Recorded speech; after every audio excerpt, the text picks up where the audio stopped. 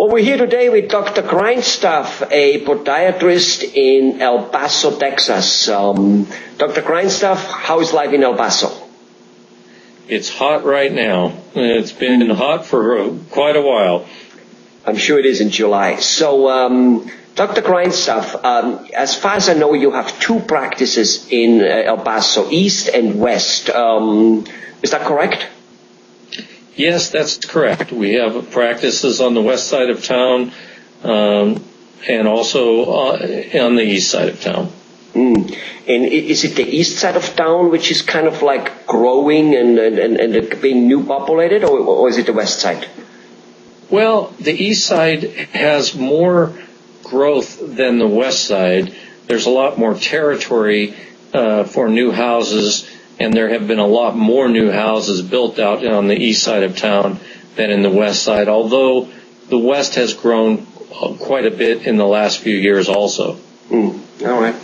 It's funny that the east sides, I lived once in Denver, Colorado, and it was also the east side, which was like the new development. Everything was going, all new stuff were happening on the east side. So anyway, Dr. Grindstaff, tell me a little bit. Different podiatrists, I'm very, very sure, have different type of practices. Some are more conservative. Some do more, handle and fix things a little bit more permanently and with surgery. Different people, different podiatrists, in fact, might think that one is better than the other one for whatever reason. Tell us a little bit, what is your philosophy in your practice? What do patients, what can they expect when they come to you? What type of patients do come to you? Some doctors in podiatry feel that they do a lots of sports injury for younger people. Tell us a little bit about it. In fact, while you're at it, if you don't mind, tell us what made you becoming a podiatrist. Is there a story behind or not? Well, there is a story behind me becoming a podiatrist.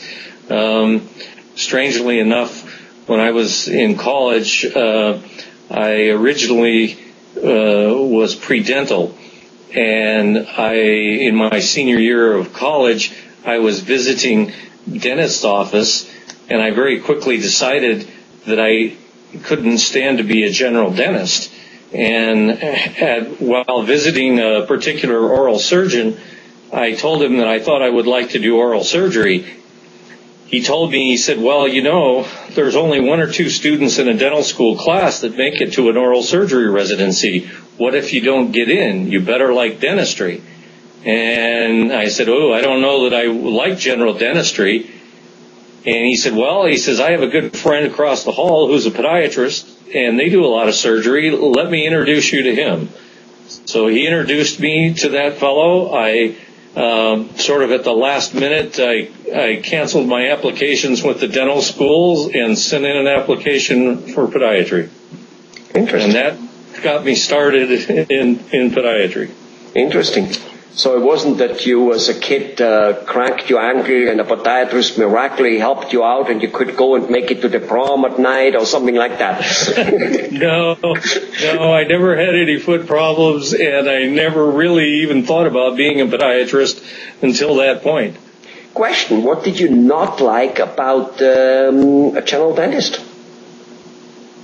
Well, I felt like in visiting the dental offices, it was a lot of routine. In other words, the patients came in, the cavities were drilled and filled, and away they went. And it seemed like most of the general offices that I went to, that's what they did time after time after time all day.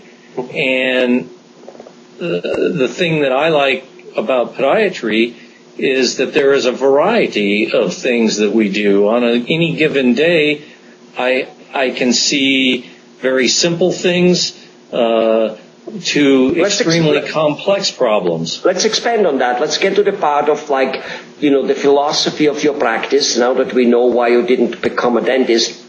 And let's come, kind of like, so what is the philosophy of your practice? I talked a little bit about more aggressive, especially in the podiatry field. There's this aggressive type of guys who do more surgery, people who do less surgery. So where do you fall in? What do you fix these days? Why do patients go to a podiatrist in the first place? Well, in general, my practice is a practice that has just about all phases of podiatry in it. I do a lot of surgery, though, and that's probably what I specialize in mostly.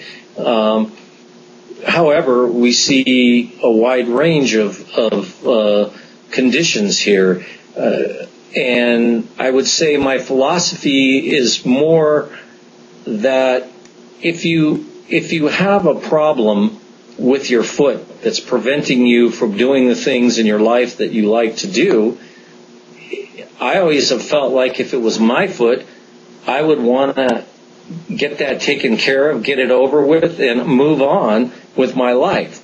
Now, sometimes there are ways to do that are very simple and don't require surgery. Sometimes there's insoles that can be used. And other times when the best solution to get rid of the problem and move on is surgery, then that's what I suggest to people. So I would say that that's my philosophy, is I don't think it's I don't like the idea of bringing people back forever for something that can be fixed. Yeah, because, I mean, if you have a problem which keeps coming back, that usually means for most of us, almost like for me, like being a hairdresser, or for that much, since you mentioned dentistry, most of us don't go quite when it is supposed to be happening again. So basically now we live with the problem for a little bit, and without realizing, in like a dimmer switch, we are diminishing our ability to live. We handicapping ourselves, but it becomes so slow we don't quite notice it. Yeah. Yes. I think many people, I mean, a good example of this is people that have heel pain, which is an extremely common condition. Heel pain, heel spur, is that kind of the same? We're doing the same thing here? Yeah, very much the same sort of thing. Okay. Most people that we see live with that for months, if not, I've had some people go for years before they came in to seek treatment for something like that. Something that's readily treatable, but they put it off and they keep hoping that it'll go away, and if they just do this or do that, that maybe they'll get better. And Aunt Susie said if you do this, it'll get better, but it doesn't usually work that way. Mm-hmm. Right. This kind of like self-healing. So tell me, how has podiatry improved in terms of equipment? Like, is there lots of, like, we keep hearing laser this, laser that. I guess there are laser surgeries or laser equipment out there for heel spur and doing a lot of other things. Tell us a little bit about because lots of advice these days, all the time, I suppose, we're getting is from the elder. And if you ask an elder person about a root canal, well, it was torture a long time ago. A denture a long time ago was a nightmare, and some people still have them in it. But these days, denture can be done in a phenomenal way, and are not nightmares anymore. You can eat apples and chew on prime ribs again. But so, how is that in terms of podiatry? Are there any myths out there which people are carrying around from 20, 30, 40 years ago, but it's not anymore the way it was? Well, I would say there's several of those things. I mean, first of all, I have often told people that I've been in practice over 30 years, and you don't look it. I have to tell you. Well, sometimes you feel that way, even though you don't look it. So I've been in practice a long time, and there's very few things that I do today that we did the same way 30-something years ago when I was a resident. So virtually every phase of what we do has changed. You mentioned lasers. I mean, lasers have there's popularity for certain things that have come and gone. Some of them, there continue to be new laser treatments. One of the most common, of course, is promoted nationally are these laser treatments that are recently out for fungus nails. And the people that do the lasers for this, they make it so that they don't have to take oral medication, which is the other alternative in most cases to treating fungus nails. There's many things in surgery that I do. The devices that we use, the ways that we fix bone today are so different than what they were even 10 years ago. It's amazing the progress that has occurred in that area. Good. So it's nice to know that podiatry is not some type of stepchild in terms of advancement. It's not only the computer gigabyte which improves; it's also the stuff in the surgery room and the podiatrist. Well, Dr. Grindstaff, thank you very much for letting us know. We're going to talk a little bit more about specific procedures and what can be done and what should be done and how it affects people's life. Thank you very much. Okay.